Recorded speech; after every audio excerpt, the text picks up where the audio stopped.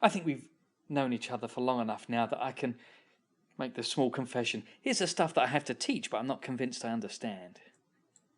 This is the standard hydrogen electrode. It has a platinum electrode and hydrogen gas going in at 1 atmosphere pressure. And there are tiny little bubbles just there, bursting out from the surface. Here's what I don't understand.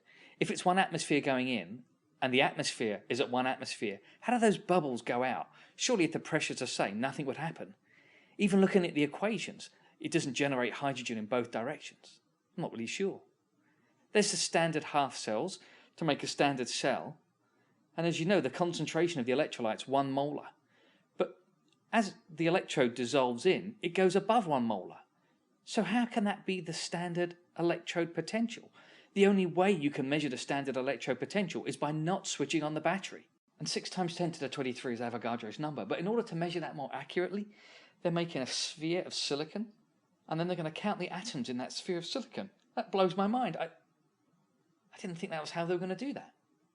Sodium chloride is the empirical formula. Ionic compounds always use the empirical formula. So really, maybe there's 10 to the 17 of these ions present, but we always use the empirical formula.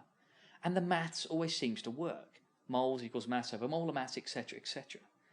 But if I use the empirical formula for covalent compounds, for example using CH instead of C6H6, none of the maths works. It all breaks down. What's all that about? That's a py orbital. It's a dumbbell shape. And yet in the middle of the dumbbell is the atomic nucleus. So how does that electron go from one side to the other without going through the nucleus? Does the nucleus move out of the way? Does it appear and disappear? Does it tunnel? Does no one knows? And it must do that zillions of times a second, appearing and disappearing. I don't know what that's about. Line spectra. When the electron jumps into a lower energy level and releases a photon, what about momentum, the conservation of momentum? If a light particle has no mass, then momentum's mass times velocity. How does that happen? Are there more particles brought out? I don't know. This is an energy diagram or enthalpy diagram. Apparently, there's no way to measure H. You can only measure delta H. So no one knows if that's 10 and that's 20. Why can't you just measure H? I don't understand.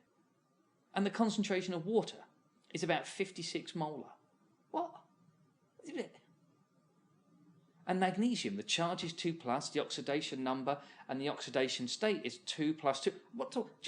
And what does that matter that they're all different? And finally, a non-spontaneous cell, a battery that doesn't work, has a negative voltage. What?